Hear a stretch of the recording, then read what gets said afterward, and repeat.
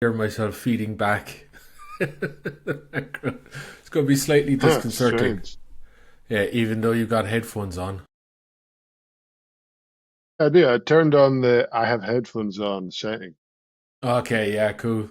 It's fine. Let's just go with it. It's just kind of echoing kind of through um from like, I get a little bit of delay of exactly what I said just coming through. So I think it's good practice for when I finally break down as a schizophrenic and I'm hearing my own voice speaking to me in my head. Well, Yeah, at least both your personalities will be nice and similar. Should simplify the yeah, schizophrenia. absolutely. So long as like the echo doesn't tell me to do bad things, then I think I'll be all right. Yeah, is it? I could see Doggy in the background there. We have to introduce Doggy. Yeah. Well, it was Maggie. She What never does Maggie? that, really. She's just Maggie, split. the miniature schnauzer. Yeah, Yeah, I don't yeah, know. I nice. just think she knew I was gonna be on camera. Yeah, She's that kind of guy. she's like, I didn't speak to my agent. I'm not I Yeah, didn't sign I didn't sign up we for should this forget. public appearance. Come on, come on, come say Maggie. hi. This way. Come on. Oh no, she's got fully went down the stairs. Damn it. Well, Okay. Oh well. I scared her off with my schizophrenia talk, I think. Um, yeah, yes. Yeah, yeah. Are you at a mostly. standing desk?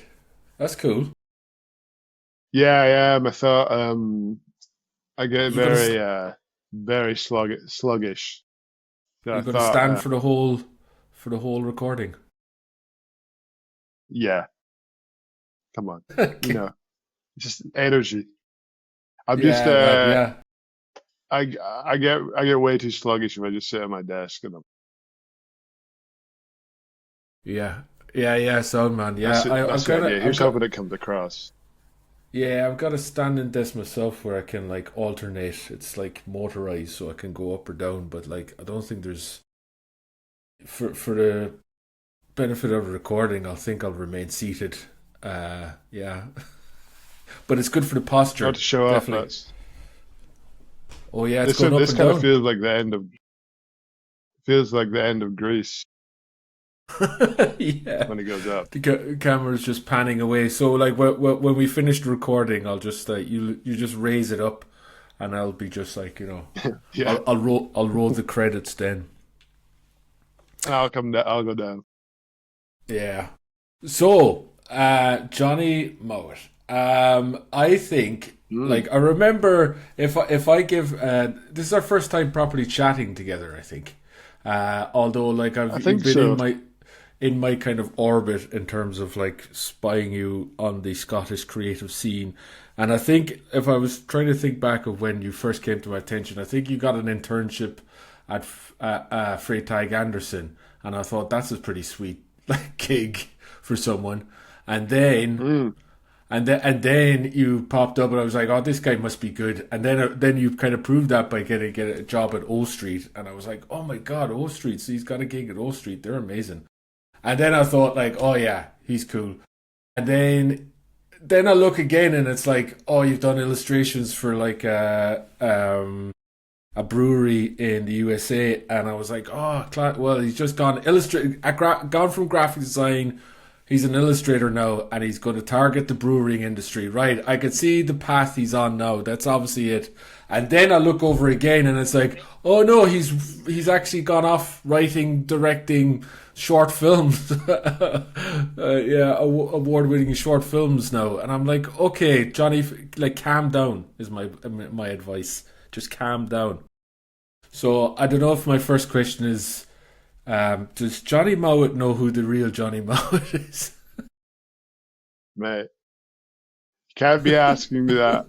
It's That I've gone heavy straight away.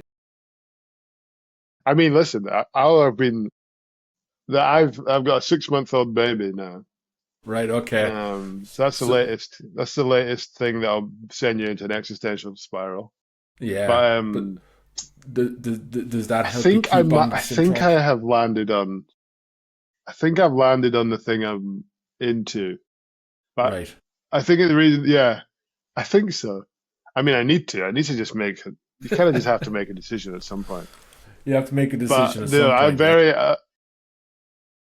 All my fingers in many pies are all. They can all like.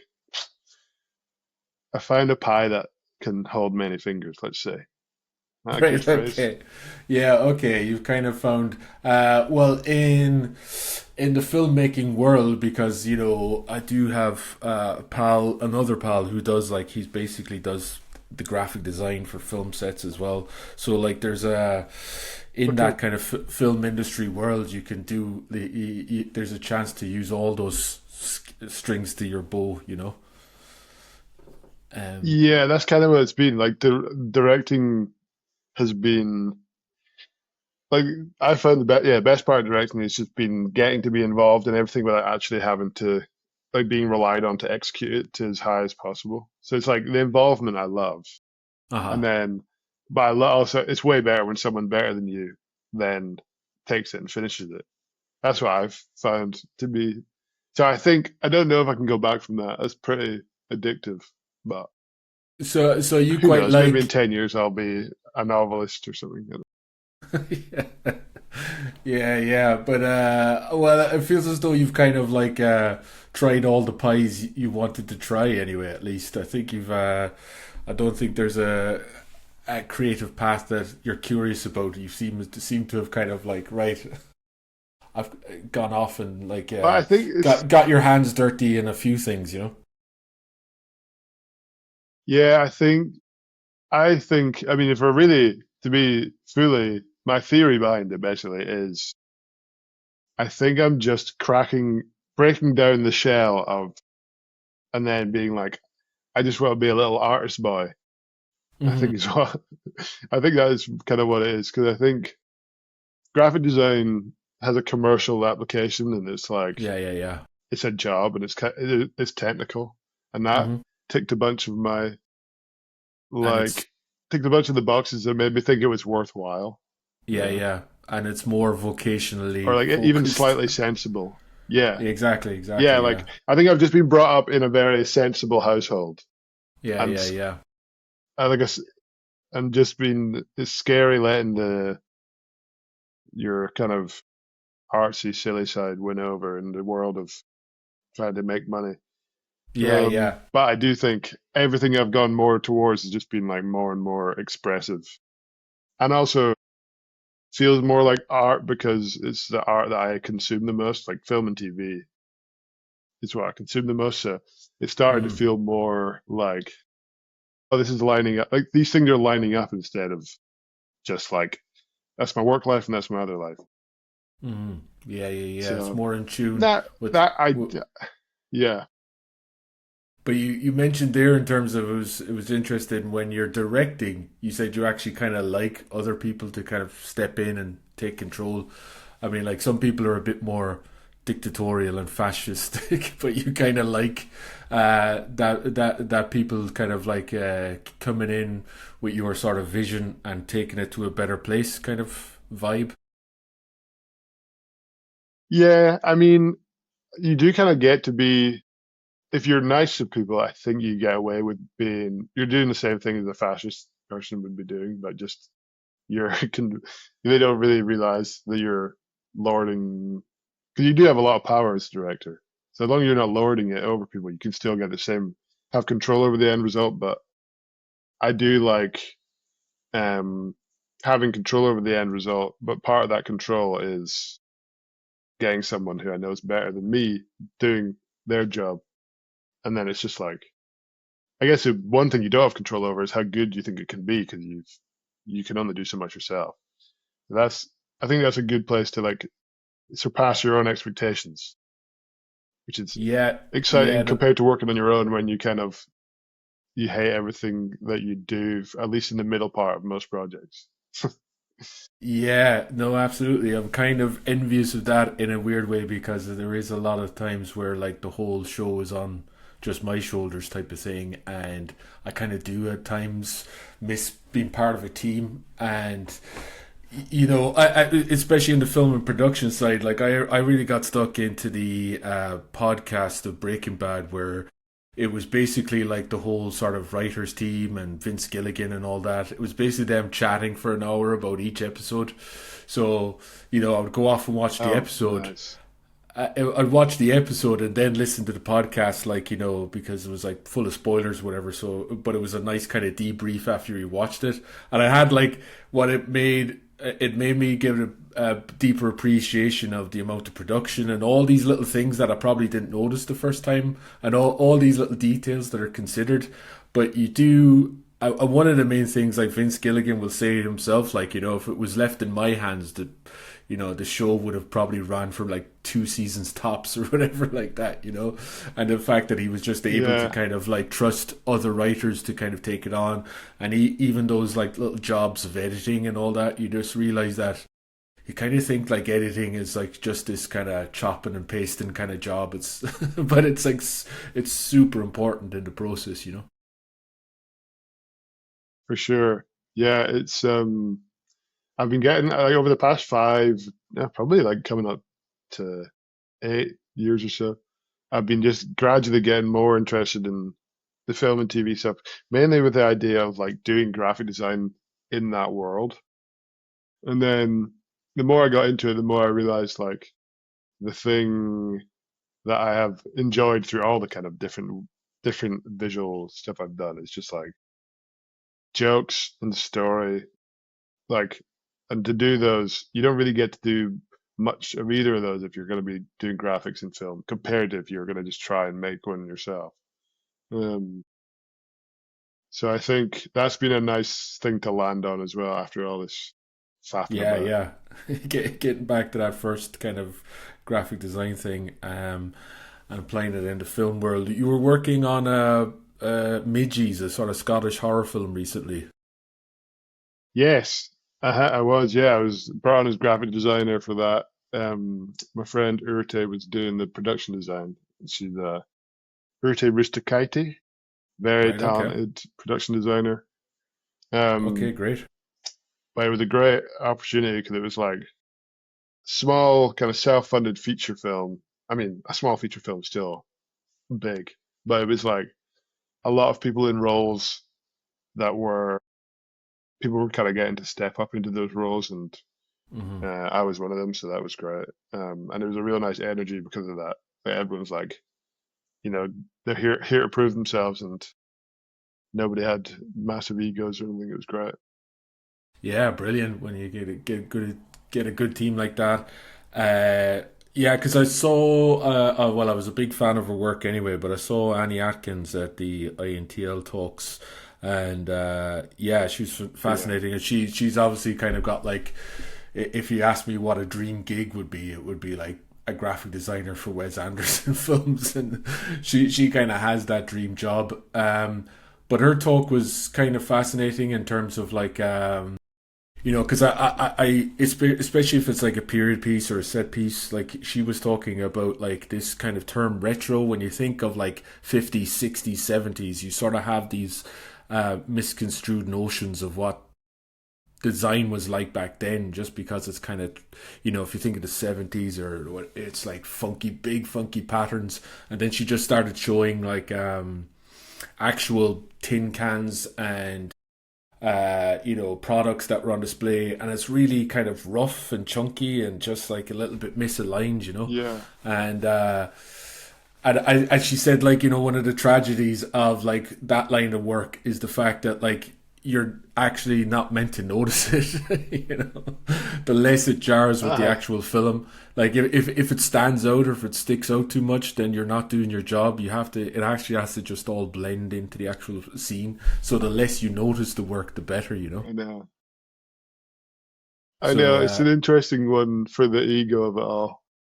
mhm. But the Midgees one was great because it's a horror comedy, and I actually got to like do some like prop gags, which was so up my street. Where it's like there's a reveal of a thing, and there's like a joke hidden in that thing, and then it's part of the scene, and it goes away.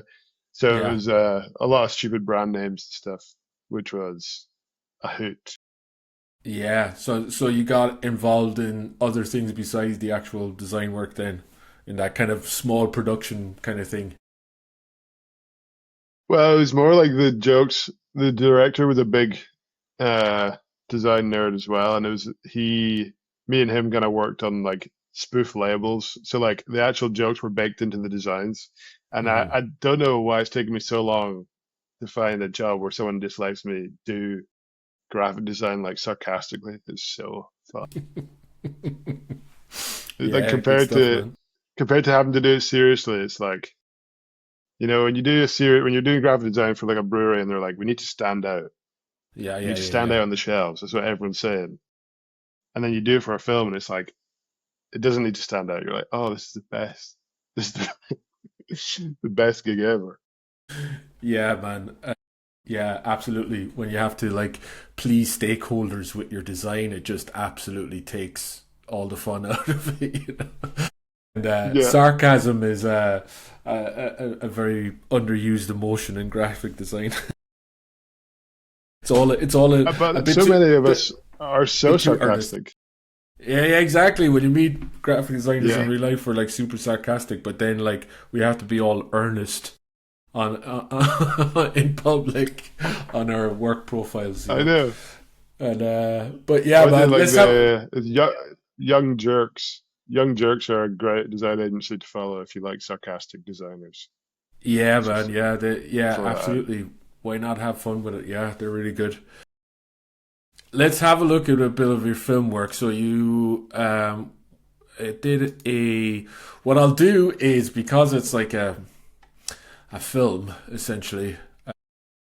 What I'll do is I'll play it with audio just straight through, so that like for the audio only people they can just kind of listen to it, but I'll drop a link to the actual advert if people who are listening just via audio want to click and have a look at it. But I think the audio and the writing is really funny in and of itself without the visuals, but I'll just let it play because obviously for the YouTubers it'll be good to actually see the full video. The 2026 World Cup. Usually you don't even notice it's on, but this time, Scotland's in it. For at least 11 days, your ear canals will be so clogged with football, no over-the-counter coffee bud will dislodge it. The fans are coming. They're all around you. But you need not worry. Football lager from Dookit Brewery. Picture this. You're out on a date. When her app profile said her special interest was the Jags, you thought she must be well vaccinated. No, the Jags, like Partick Thistle. Before things get prickly, let a pint of Dookit do the talking. Patrick Thistle, famous for that red and yellow get-up. He used to wear navy blue. Did you know that? It's Saturday morning, and the painter's finishing up downstairs. He's here on overtime after you smashed his edging. And you bet he's adding another zero to the bill. Smooth things over with a fruity factor, courtesy of Duke. Every slurp brings you closer to punditry. That's 2 goalies we are needing. Your friends don't need to know you haven't a clue about VAR. Just look how happy it makes them.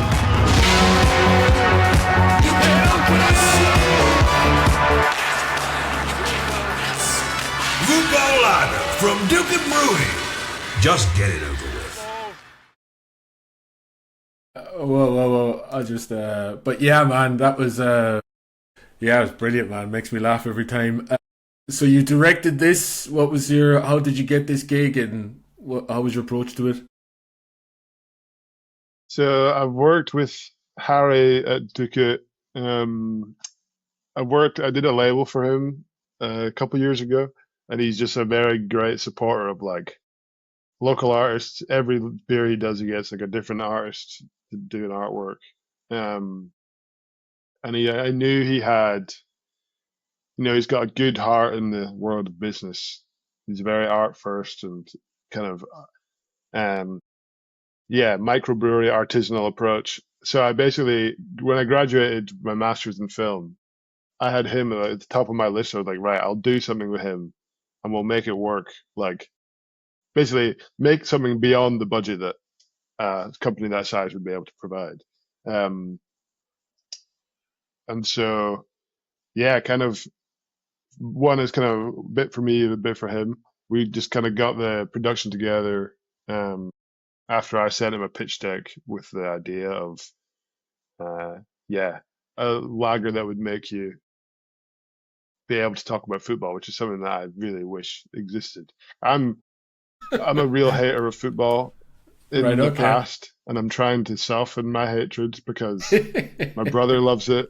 I love my Yeah. brother. My best Yeah, friends yeah, love it. I yeah. love my best friends. I Yeah, yeah. I just can't stand when they talk about football. It's so boring. And the skateboarding, picking skateboarding in school means that you kind of have to pick a side and basically, but I'm growing up. I'm 32. I'm trying to get over this. So I thought, wouldn't it be great if there was an elixir that would let me get into it because I just can't do it. It was really fun because it was like it was super quick. Like the writing was super quick. And I Right, don't okay. know, sometimes when a project is like we need to make, because basically the beer it had a time limit on it because of the World Cup. So Hmm. sometimes when something is kind of like unreasonably soon, you can really just pull some good stuff out, like and stuff that you kind of don't overthink. So I find that really satisfying because I still kind of have this feeling of like, oh wow, we actually pulled that off. Which other things that take a lot longer, you're kind of less forgiving. But Hmm. um, yeah, the Yeah. football thing was funny, especially to me because the brewery is so like crafty, and that kind of archetype of like a craft beer guy is kind Yeah, of the perfect exactly. person to Yeah. embody this kind of annoying part of myself. But Yeah. It was great, man, and there's so many good touches. Like, we're seeing it just now. The cotton bud transitioning to the World Cup is just like that was such a great device. So did you? So do you actually have to put a little World Cup on a stick and wave it in front of the cameras? That how that came about? so we basically I storyboarded that and I reached out to the DP Lewis. I sent him my storyboard and I was like, just let me know if there's anything that's too mental in there. Kind of being like, I'll put all my mental ideas in there. Yeah. One of them being the wax the wax cup, and then he just was like, "No, it looks good, man." And I was like, "I almost don't think you've read it. Like, there's some weird stuff in there." Yeah. But Yeah. it turns Oh, out that he's just like amazingly up for trying mad stuff. So yeah. Yeah. Yeah. the earwax was a sculpture that I made out of a peanut butter with a toothpick and one of my mustache hairs, which is Amazing. disgusting. I'm gonna have to scroll back and have a look while you're talking about that. Oh, nice. Yeah, So that was yeah, like peanut butter and one of your hairs as the cotton bud with wax on it. And yes. then And when you then slow, the silhouette was slow, all that was such just done in Blender. right? Okay, yeah, you just kind of got like just a 3D World Cup kind of There, thing, and there are some sweet free models out there that we just got and made it look nice and obscured. But no, I was yeah, really yeah, happy with how it exactly. worked. Yeah, yeah, yeah. That's a really lovely touch, and I'm also like a big fan of the peep show point of view kind of camera devices going on. I'd love to see that going on in a film. Yeah, that was fun. Bryce, the main actor, was very he was very good at acting, just like pathetic. It was great. Pathetic. He Yeah, does like a good pathetic. the biggest problem we had on set was Lewis, the DP, kept shaking the camera because he was laughing. I was like, bro, you gotta stop. Yeah, well, that's a good problem to have, I think. Um, yeah, It was very reassuring. yeah. What pub was that as well? I'm not familiar with. I've been like well since I've been in Glasgow, but somewhere down Finiston, I think. Yeah, Yeah, is it Duke's Bar, my favorite Juice pub in Bar? the world. I Oh, nice man. I do a pub quiz there, so I kind of was able to pull some favors. Right. Okay. Um, Can I take over to the bar for an hour or so and film this?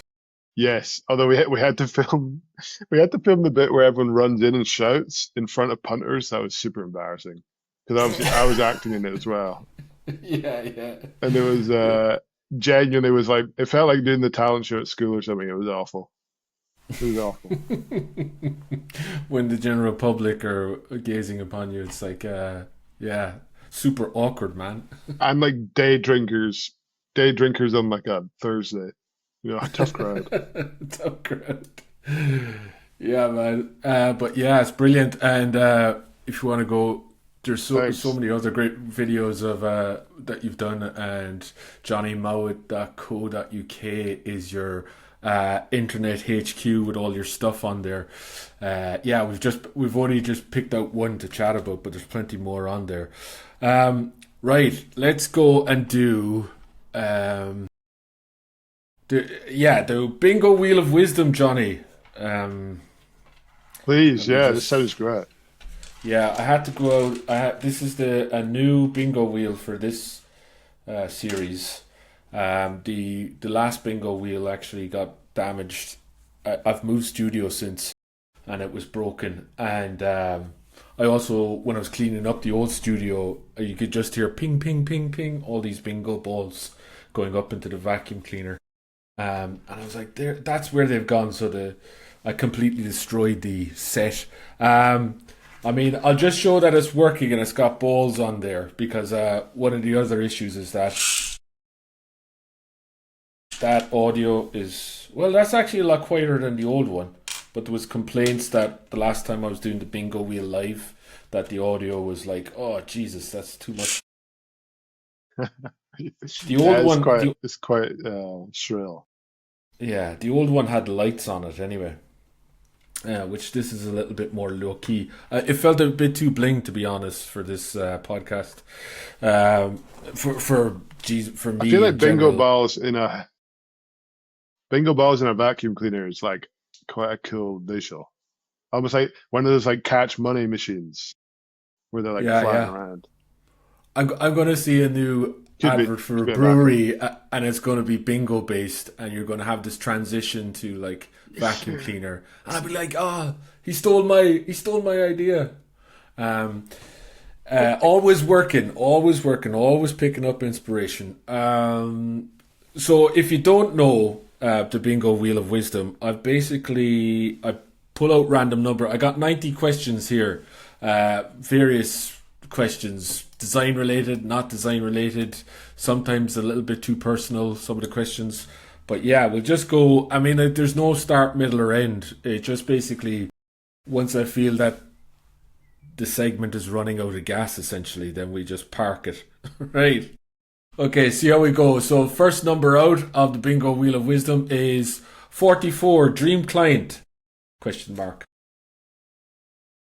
Oh, um,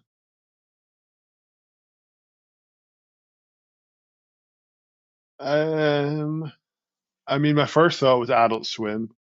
I mean, they're just the kings of Yeah. Yeah. free Got flowing me. animation. But in terms like here, I'd probably like, or in the world of TV, The Lonely Island have a production company, and everything they make is amazing. Um, Lonely and like Island. one day in my life, yeah, Andy Samberg's comedy trio. Oh, yeah, cool, yeah. Um, That's a little bit more in reach. everything they touch is beautiful. Well, you say that, Amazing. but that is working with them would be amazing. Class. Okay, so next number out, unlucky for some, is 13. What tracks are on your playlist of the year? Well, let me pull that up. Mm, What tunes are you digging in 2026? well, I mean, they don't have to be from this year, do they? Well, yeah, anything you're Or digging right just now, basically. right now? Okay, interesting. I mean, I became a vinyl scumbag. Mm-hmm. Christmas, I got our first record player, and I've been trying to physicalize everything. So the John Prine self-titled album has been getting a lot of play.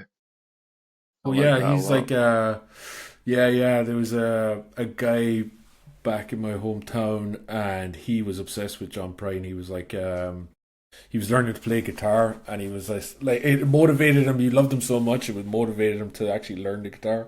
So he was just like, and he just was like, Yeah. John Prine. John Prine's the king. He's the king. He just like absolutely loved him. Is it like he's a bit like bluesy country stuff?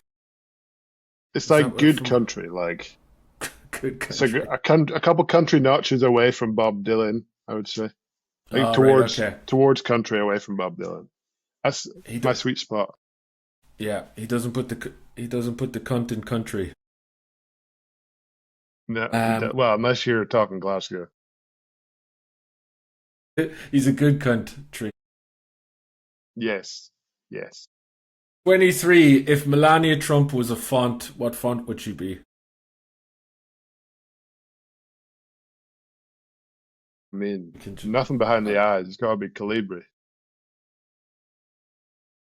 Yeah, I was thinking like curls, you know, which like to the general public looks like a pretty font, but it's actually evil and awful inside.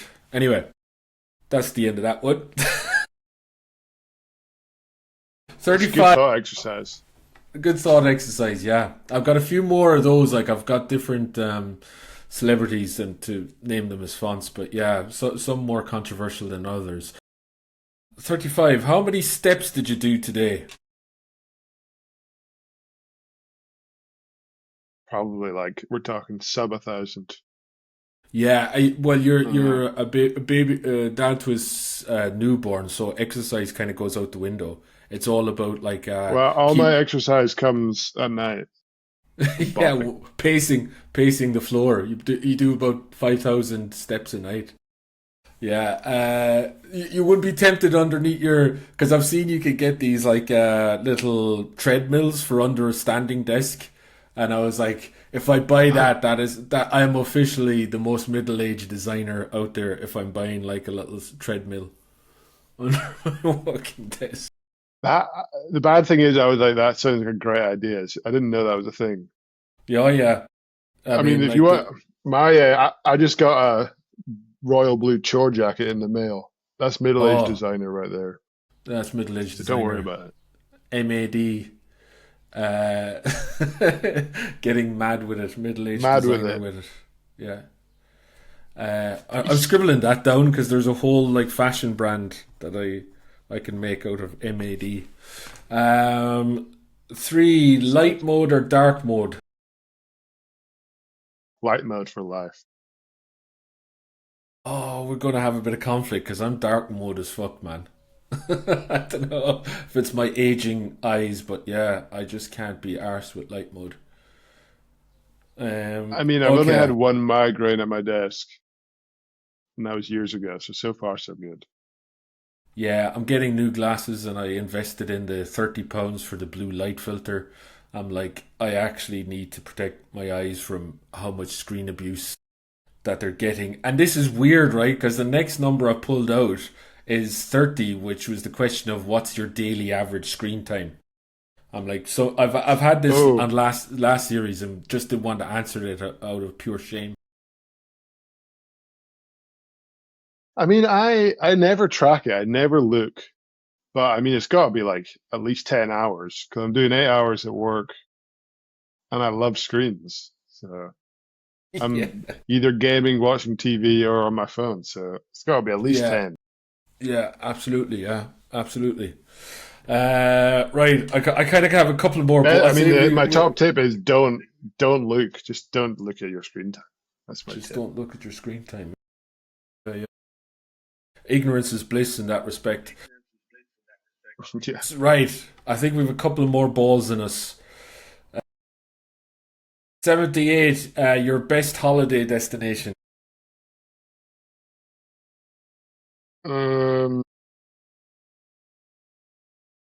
Oaxaca in Mexico. Whoa, is it? So you've actually been there? I meant to say not just a dream holiday destination. Yeah, Oaxaca. No. Well, when we lived it. Oaxaca. It was much closer when we lived in Canada for a couple of years, so we took Oh yeah, advantage, and it amazing. was unbelievable. Whereabouts is Oaxaca in But my Mexico? top Then? to go would be Tokyo. It is like Mexico City. It's like just south of Mexico City, like just over this. I think just over the skinny bit. Right. Okay. Not great Was at geography, but it's yeah, a yeah, yeah, fascinating yeah. place because loads of fauna and animals like travel through that skinny bit over the like Uh huh. thousands of millions of years ago. So it's got loads of diverse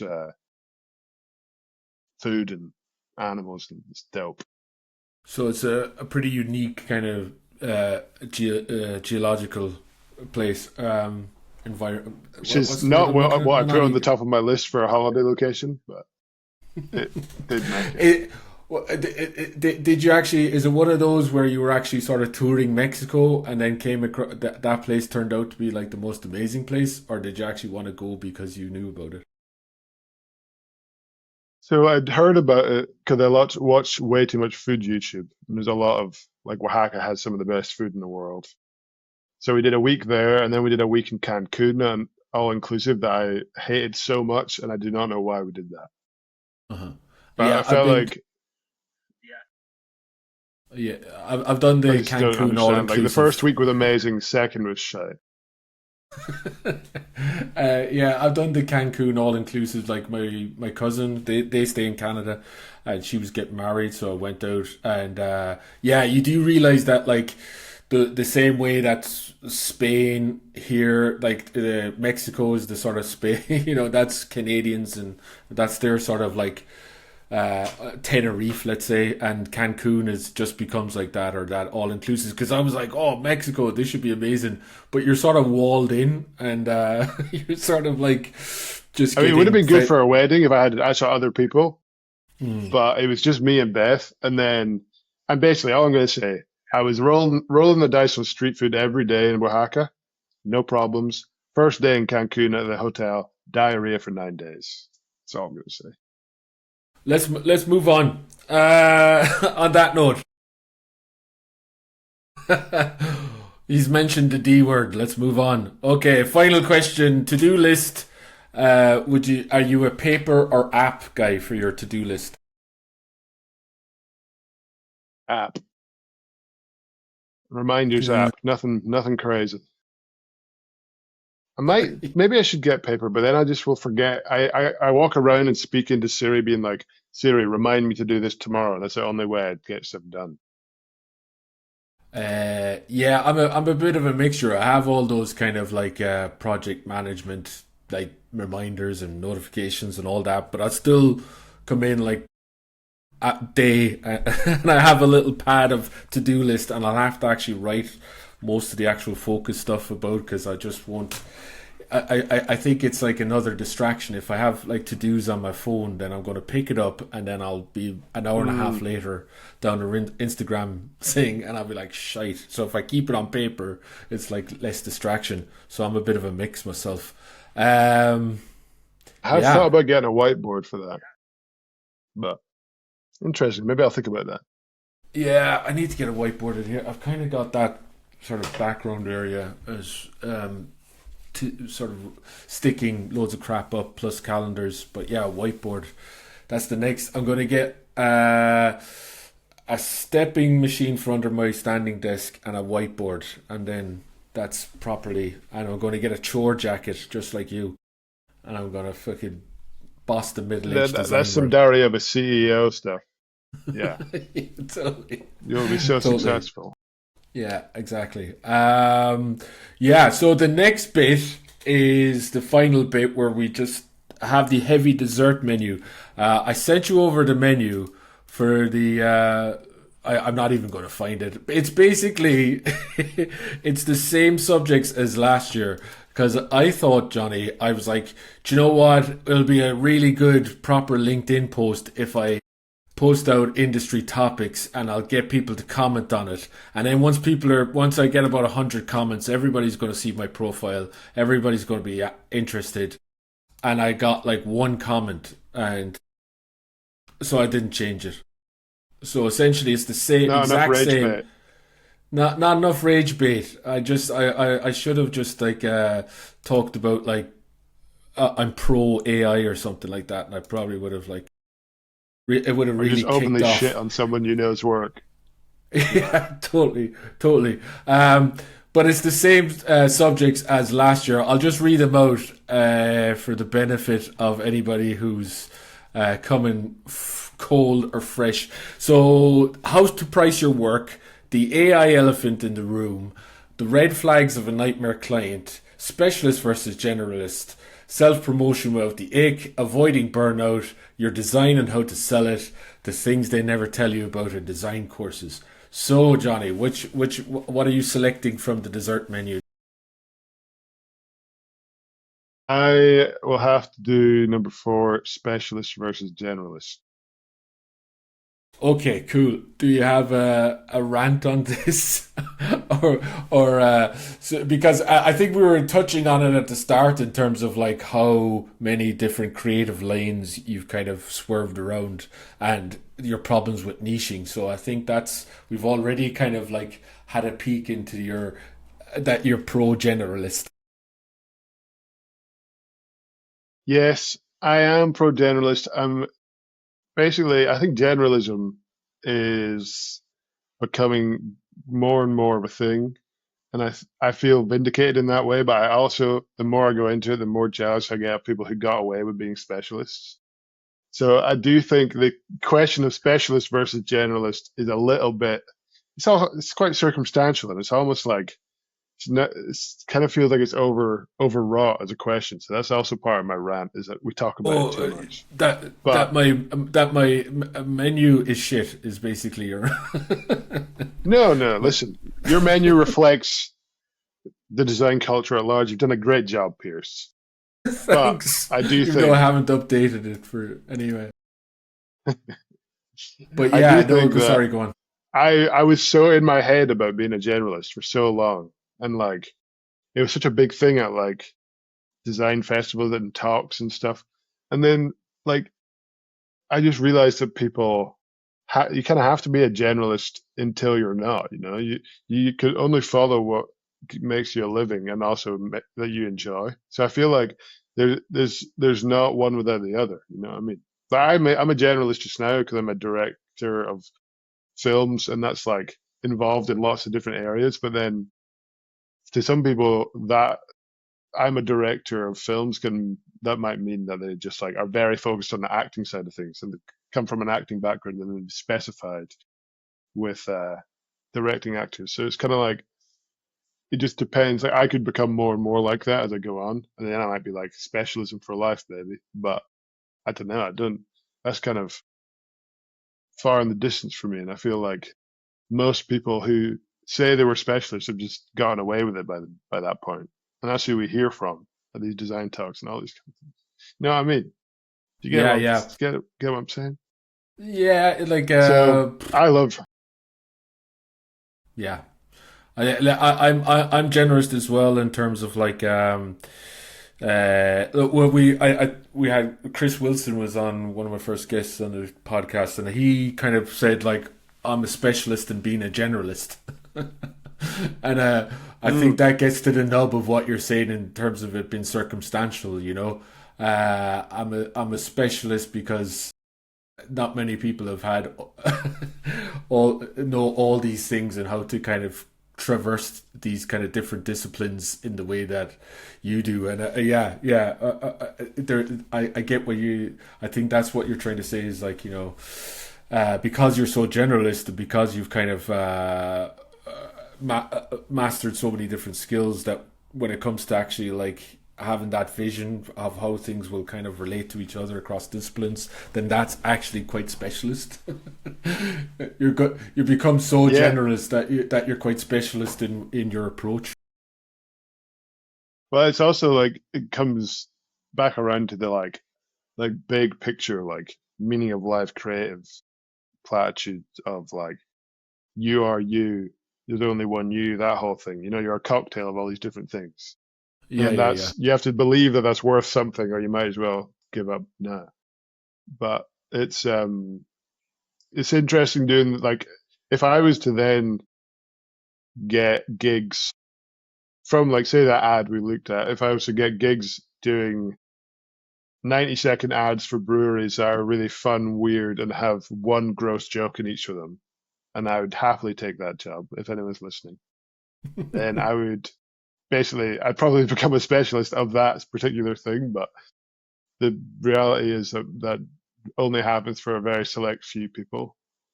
Yeah. And a lot of it is just like right place, right time. So I think generalism is amazing until you don't need it anymore. Yeah, and I do know what you mean in terms of like kind of getting that break within a particular industry, and it's almost that specialism is sort of set for you, as in like you kind of do one good job early on, or your success is often sort of related to like just happening to meet somebody who becomes early on that becomes very successful or something, and you sort of piggyback. You write that like I'm gonna be the guy who did all the Pixies albums.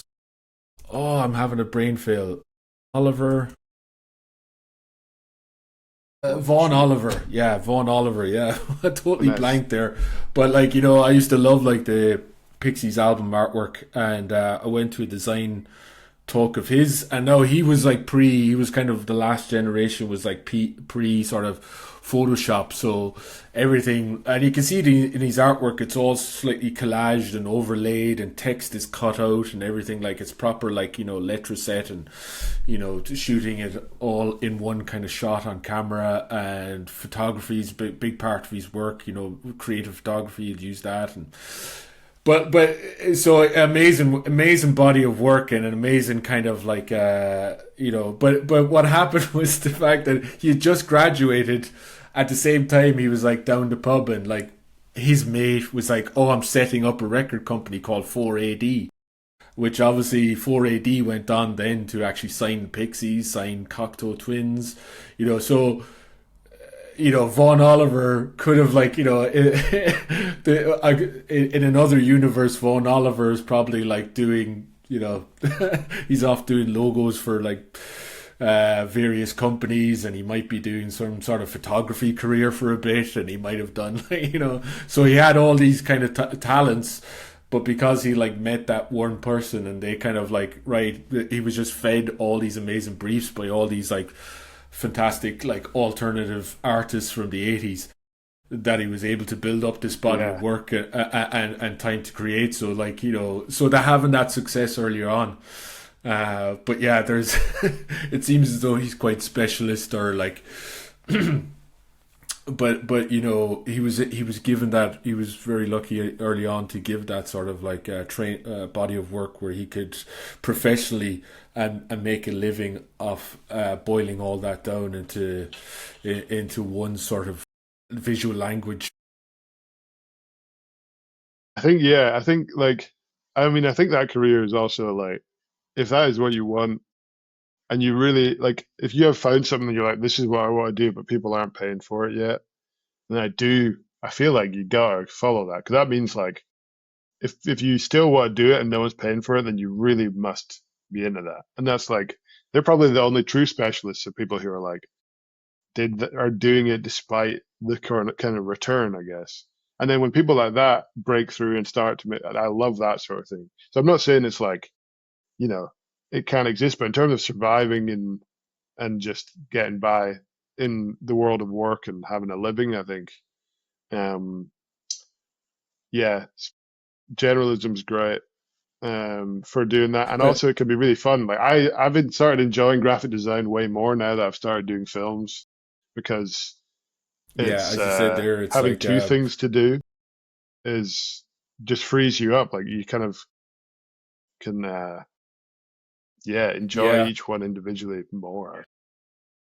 I'm into that as well. Like I couldn't like I've discussed this a few times on a podcast before, but in terms of marketing and trying to sell yourself, like obviously it is good advice to tell any creative to specialize and hone in on this one thing you're really good at, because obviously when you go to sell that to people, like So if you're a book cover designer, there's this guy, Irish guy, Jack Smith, and I'm kind of obsessed with his book covers. I read the book recently, Prophet Song by Paul Lynch, which won a Booker Prize. That's one of his books. But you kind of go onto his website and it is just like a wall of these amazing book covers.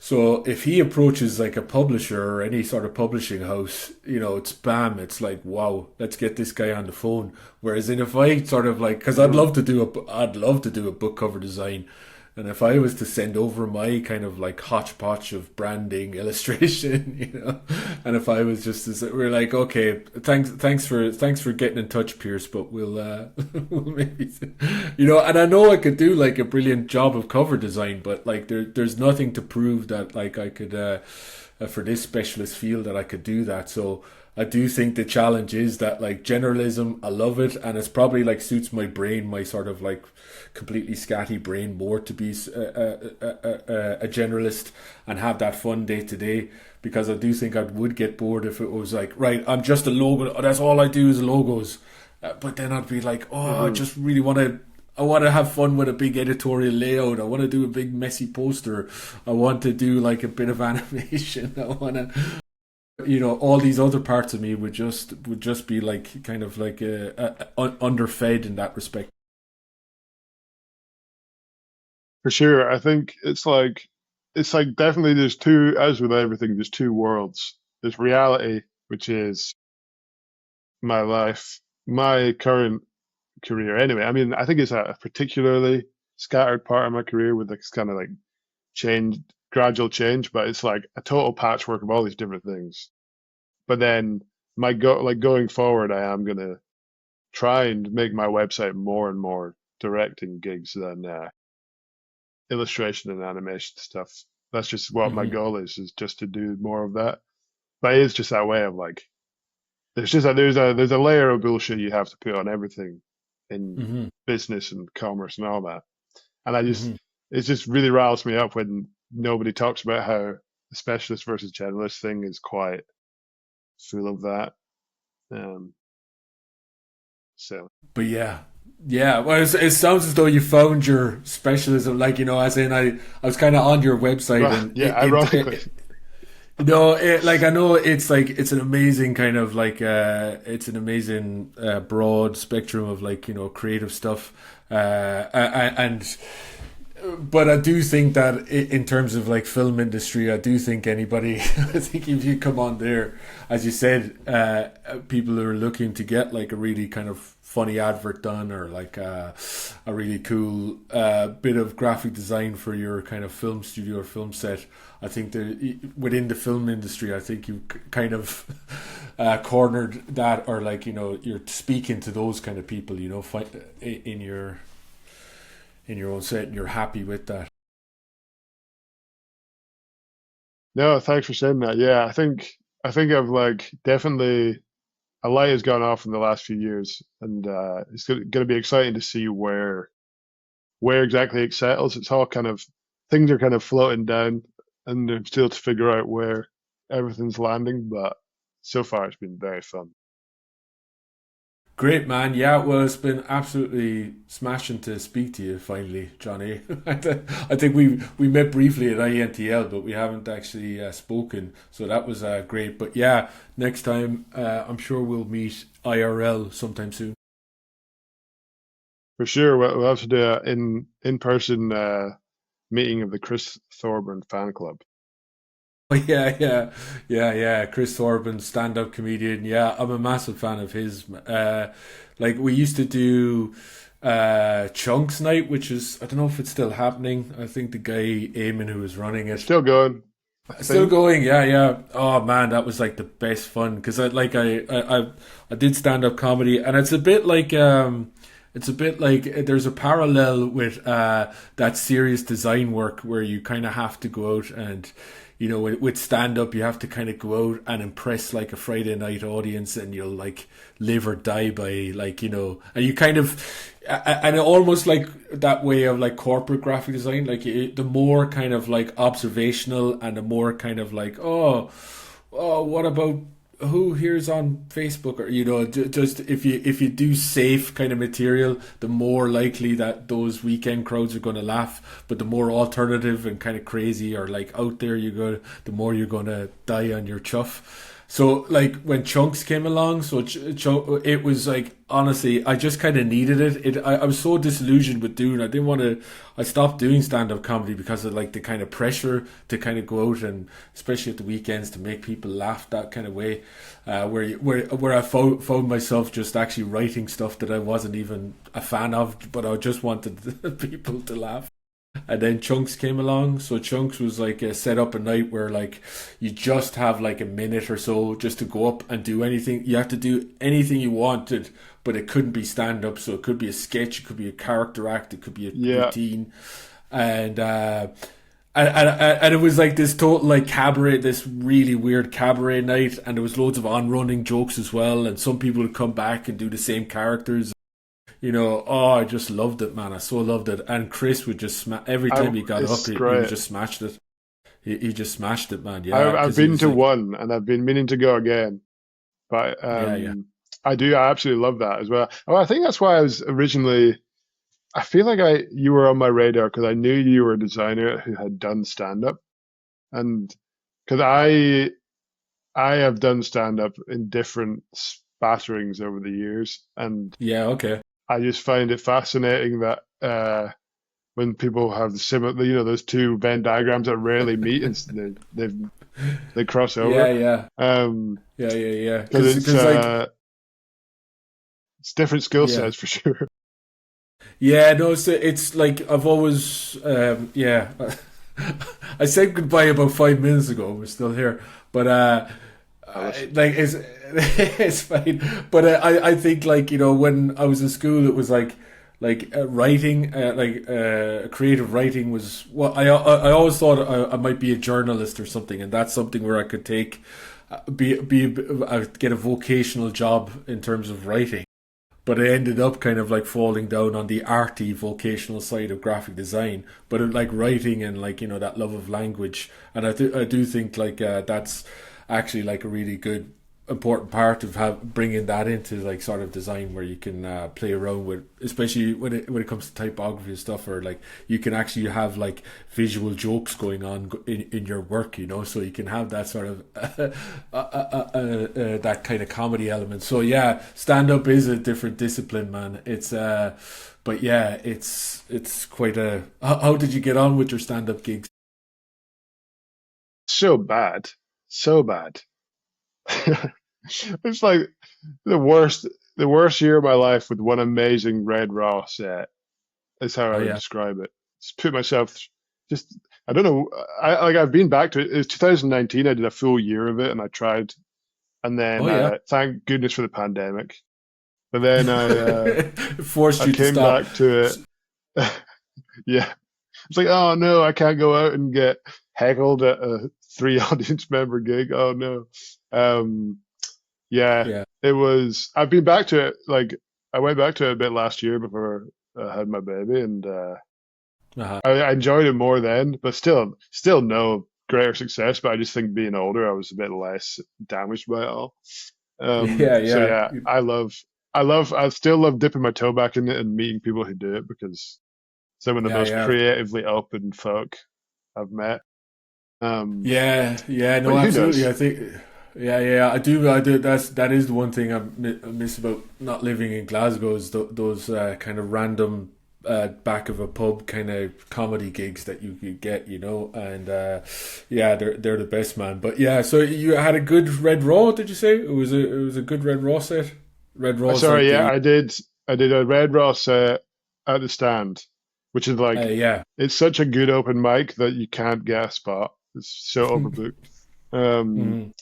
I got to do it once, and it was like every joke just went the way that I thought they should go, instead of all the other open mics I've done. And it was that high that you're just like, oh, this is amazing. I'm now going to do this for another 6 months because of this one gig. It's so mad because the Red Raw crowd are really good. It's a bit, and as I was saying, as I was saying there, because it's a bit of a student night, because it's a cheap night to get into, it's like £2 at the door. It's a little bit of a student night. It's on a Tuesday as well. So, in converse to what I was saying there about the weekend crowds, where they're expecting sort of Kevin Bridges at a weekend crowd. But the actual, I found that Red Raw, the little bit more oddball and alternative you are, you get a better reception at Red Raw. And they are much more forgiving. Yeah, much more forgiving. And I do think there's a sort of, they set the tone really nicely in terms of like everybody's just trying here, guys, okay? So we even get like people kind of forcing some sympathy laughs when you're actually dying on your chuff, in terms of like, because everybody's well aware that this is like really stressful. But it was I got one last thing, and it kind of gives the example of like comedy to me. There's like Paul Curry. Have you ever heard of Paul Curry? No. But yeah, I've seen him at the Fringe. Yeah. Long He's hair. Fantastic. Yeah, long hair. Yeah. And he's like, he comes from a cloning background, so like a lot of his stuff is just like kind of these weird sketches, and like a lot of it's like he did a whole show where he didn't actually talk during the show, like it was all kind of verbal and like action stuff.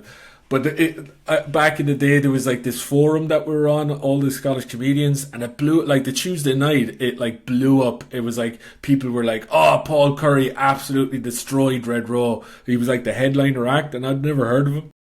And everybody there, like all the comics that were there, going like, that was the best Red Raw headline set I've ever seen. He was amazing. So, and I was like, oh, he was there all week. Like, so he's playing Red Raw the Tuesday, and he was back on the Wednesday, the Thursday, the Friday. So I actually went to see him. Like, I was like, oh, I got to go down and see this guy. So I went to see him on the Friday, and he was opening up. And it was totally like, when I went in there, it was all sort of like ladies, sort of drinking wine with high heels at the back kind of thing. And I was like, this is more of the weekend crowd. Like, you know, he was coming out to this, and he bombed, man. He bombed. And I was like, you could see people kind of like, you know, the host, Susan Calman, she came out, she was doing like the, you know, really good host and stuff, but it was a lot of like, oh, you know that time when you were down the swimming baths and stuff, and everybody's laughing, and then he comes out doing these like, you know, these comedy sketches, and everybody's just like, it was me and some other comedy buddies were down the back, and we were the only ones laughing, and you actually had people turning around in their seat going like, what are you laughing at? And the guy's like, I think he's brilliant, he's a genius, but it just kind of like portrayed that sort of difference between sort of like that alternative studenty kind of Red Raw night, but you go into your Friday and Saturday, and it's like, come on, where's the observational comedy? Yeah. But anyway, it's like we could talk for hours. We could talk. Yeah, we just need to meet up with at the next chunks. I'll make a date to come down to the next chunks. We'll make a date. Legit. Let me know if you do. Legit. Cool, man. I'm going to split this up and do that last bit. I'm going to do as like a new comedy review podcast. But yeah. One episode. Anyway, man. One episode, yeah. Cheers, man. Great to speak to you. No, thanks for having me. Good chatting. Yeah. Well, just as an admin, if you just wait once I stop the record, because it actually takes a while for the upload. So don't hang up. Yeah, sure.